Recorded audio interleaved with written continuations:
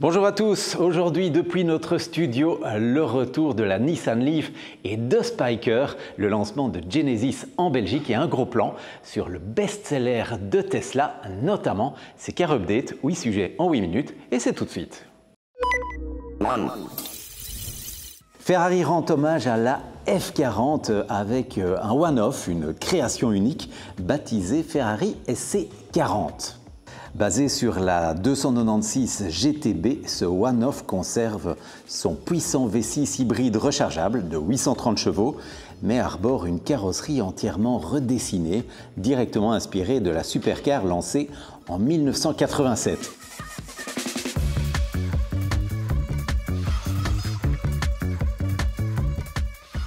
Aileron fixe, double prise d'air latérale et silhouette racée rappellent évidemment la F40.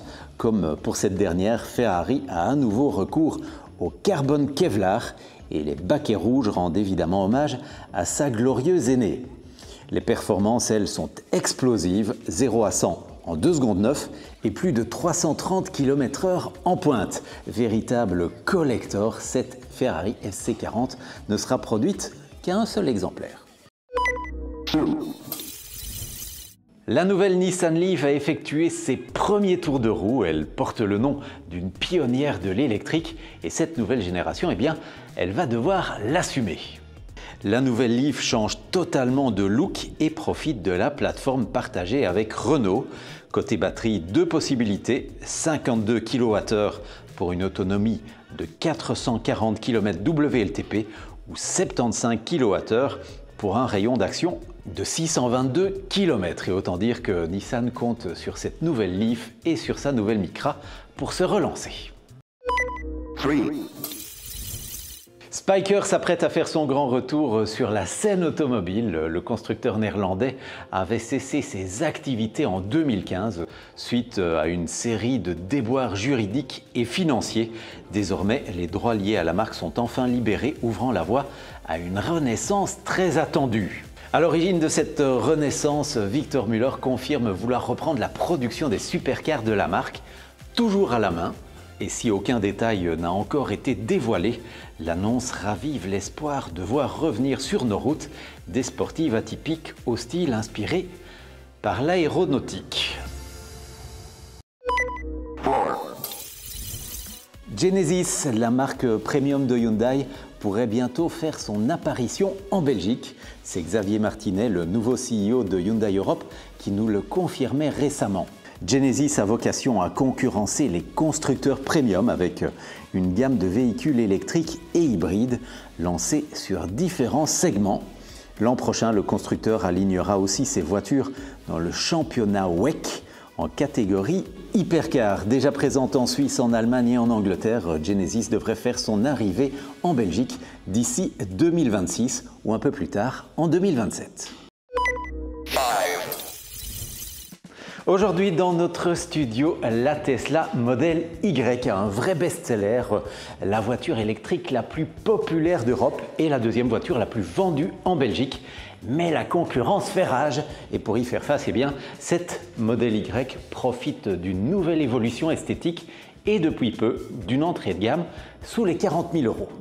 Associée à de nouvelles jantes optimisées et des pneus à faible résistance au roulement, la Y gagne en autonomie. Cela va désormais jusqu'à 525 km.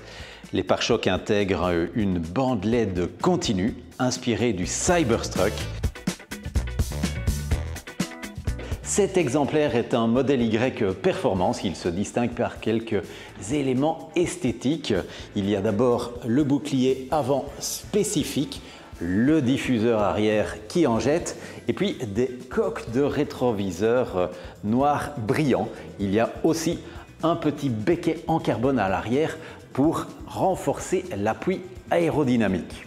À l'intérieur, la Model Y emprunte à la Model 3, console centrale et écran identiques, matériaux plus qualitatifs et puis un volant similaire mais toujours avec des leviers classiques pour les clignotants.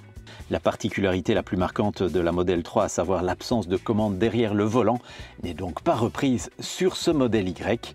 Et notons encore la présence de vitrages acoustiques et la réduction des bruits de vent et de roulement de 20%. Dernier baroud d'honneur pour le Volkswagen Touareg.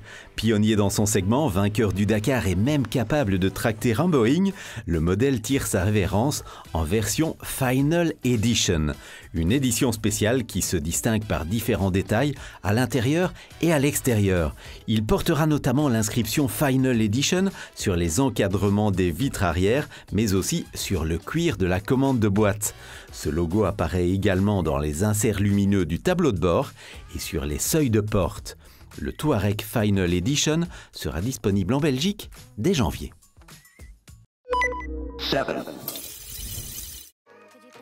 Le permis numérique, c'est pour bientôt. D'ici 2030, le permis de conduire des automobilistes européens sera accessible via leur smartphone et valable dans les 27 États membres. Cela facilitera évidemment les procédures administratives tout en renforçant la sécurité. Sa durée de validité passera de 10 à 15 ans et les sanctions infligées dans un pays seront automatiquement appliquées dans toute l'Union. Autre nouveauté, le permis B permettra de conduire des motos de 125 cm3 partout en Europe, alors qu'aujourd'hui, cela ne concerne que certains pays. Ce document uniforme facilitera également la vie des citoyens qui déménagent, puisqu'il ne sera plus nécessaire d'en changer. À l'avenir, il pourrait même être directement relié à votre véhicule, ce qui vous empêchera de le démarrer en cas de suspension de permis.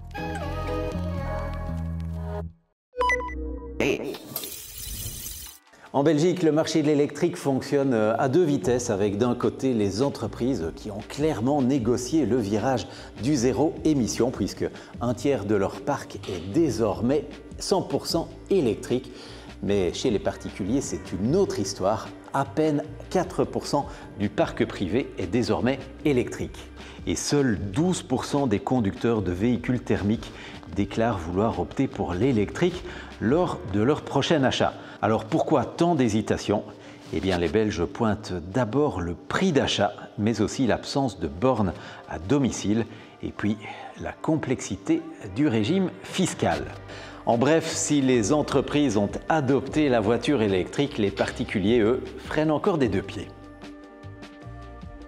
Voilà, c'était Car Update à suivre aussi sur Instagram. À mercredi prochain. 1, 2, 3, 4, 5, 6, 7, 8.